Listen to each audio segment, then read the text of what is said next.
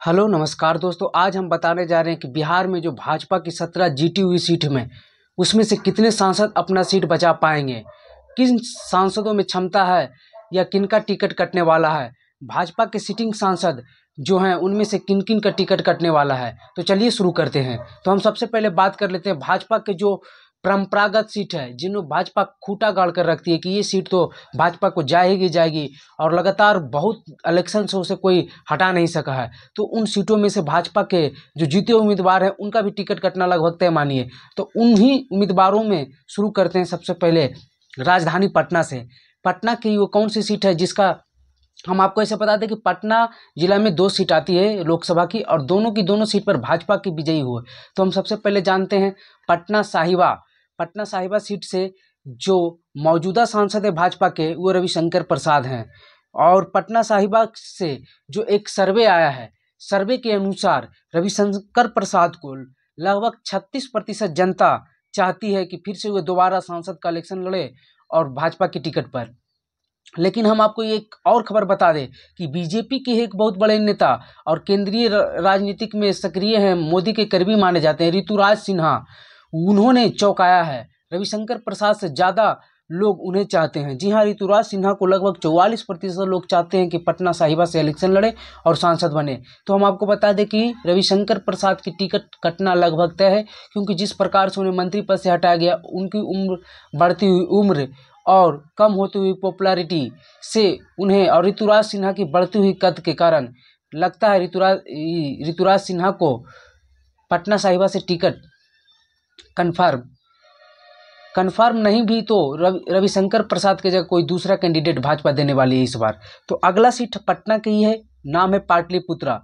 जी हाँ, यादवों का गढ़ कहा जाता है। लालू यादव ने कितने बार प्रयास किया यहाँ से, खुद इलेक्शन लड़ा साल 2009 में और उन्हीं के सहयोगी हरा दिए। जी हाँ, लालू यादव के ही चेला ने राजीव यादव जो हैं उन्होंने लालू यादव को चुनाव हरा दिया था। और पाटलिपुत्रा से हमेशा से लालू यादव के परिवार के ही लोग लड़ते आ रहे हैं। मीसा भारती 2 बार साल 2014 और 2019 में लड़ी और दोनों बार उन्होंने पराजित हासिल किया। और लालू यादव के ही करीबी राम कृपाल यादव, उन्होंने मीसा भारती को दोनों बार हराया। साल 2014 में उन्होंने आरजेडी छोड़कर बीजेपी में ज्वाइन किया और इलेक्शन लड़ा और अच्छा खासा बहुमत से जीत हासिल की।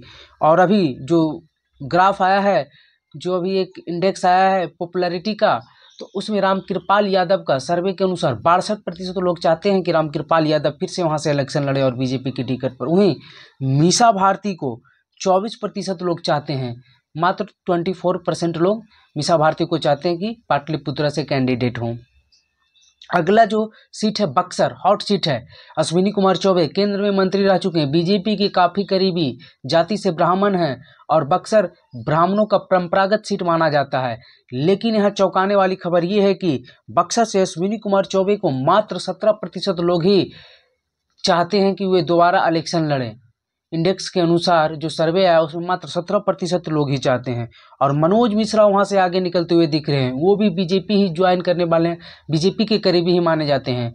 और हो सकता है कि इस इलेक्शन में वही बीजेपी की तरफ से उम्मीदवार हो जाएं, तो इनका भी टिकट लगभग कटना तय है। लेकिन हम आपको बता दें कि पाटलिपुत्रा में रामकृपाल यादव का टिकट कट भी सकता है, नहीं भी कट सकता है, क्योंकि एंटी इनकन्वेंसी रामकृपाल यादव के का तो है, परंतु जो सर्वे आया उसमें तो उन्हें काफ़ी बढ़िया दिखाया जा रहा है। और सॉरी, हम आपको बता दें कि पाटलिपुत्रा से जो लालू यादव को हराए थे वो रंजन यादव थे। ठीक है, अब अगला सीट जो है वो आरा है।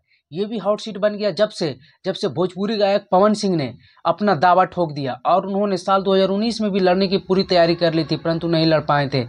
लेकिन जो सर्वे आया वो चौंकाने वाला है। पवन सिंह की पॉपुलैरिटी के अनुसार सर्वे में उन्हें कोई स्थान नहीं मिला है। वहाँ के जो सांसद हैं आर के सिंह, वे काफ़ी मजबूत दिखाई दे रहे हैं। हालांकि उन पर बाहरी होने का आरोप लगता है और पवन सिंह वहाँ के स्थानीय हैं, फिर भी सर्वे के अनुसार आरा में आर के सिंह को लगभग 76% लोग फिर से दोबारा इलेक्शन में देखना चाहते हैं और जीतते हुए देखना चाहते हैं। और पवन सिंह जो भोजपुरी गायक हैं, जिन्होंने अभी मीडिया में आकर हाल फिलहाल बयान भी दिया है कि अगर कोई पार्टी टिकट दे या ना दे, निर्दलीय लड़ने के लिए भी तैयार हों।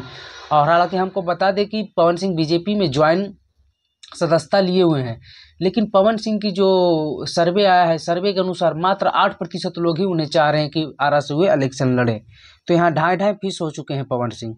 और अगला सीट है सारण, जिसे हम लोग छपरा कहते हैं, लालू यादव का जिला। वहाँ से पिछला बार लालू यादव के समधी तेज प्रताप यादव के ससुर चुनाव लड़े थे और हार गए थे। सारण से राजीव प्रताप रूडी, इनकी भी चर्चाएं हैं कि टिकट कटने की, लेकिन ये भी काफ़ी मजबूत कैंडिडेट हैं बीजेपी की तरफ से। अब अगला सीट है बेगूसराय।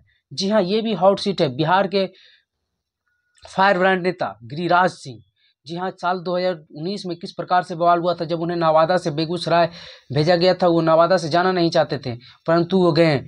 और आपको बता दें कि साल 2014 से वो लगातार केंद्र में मंत्री बने हुए हैं, मोदी के करीबी माने जाते हैं। लेकिन जो सर्वे आया है उसके अनुसार गिरिराज सिंह को एक झटका लगा है, और गिरिराज सिंह की बढ़ती उम्र और कम होती राजनीतिक में सक्रियता उन्हें इस बेगूसराय के टिकट से वंचित कर सकती है।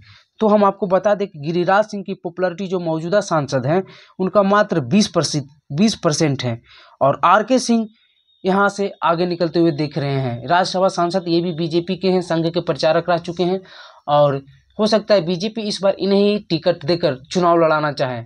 लगभग 40% से ज़्यादा इनकी पॉपुलैरिटी है। अब बात करते हैं औरंगाबाद। ये भी बीजेपी की स्थापित सीट है, राजपूतों का गढ़ माना जाता है, चित्तौड़गढ़ भी बोला जाता है इस सीट को। और बीजेपी की परंपरागत सीटों में से ये जितने भी सीटें हम आपको बताते जा रहे हैं, ये सब परंपरागत सीट है बीजेपी की। बीजेपी यहाँ लड़ती ही और अधिकांश बार जीत ही हासिल करती है। तो सुशील सिंह जो औरंगाबाद से सांसद है, मौजूदा सांसद, वो उनकी परफॉर्मेंस थोड़ा कमजोर दिख रही है और उनकी पॉपुलैरिटी भी कम गई है, लगभग 34-35% बची है। और नीतीश कुमार और उनके बीच काफ़ी मतभेद है, इस चलते उसका टिकट कटना उनका बहुत ही ज़्यादा दिखाई पड़ रहा है कि उनका टिकट कट ही जाएगा।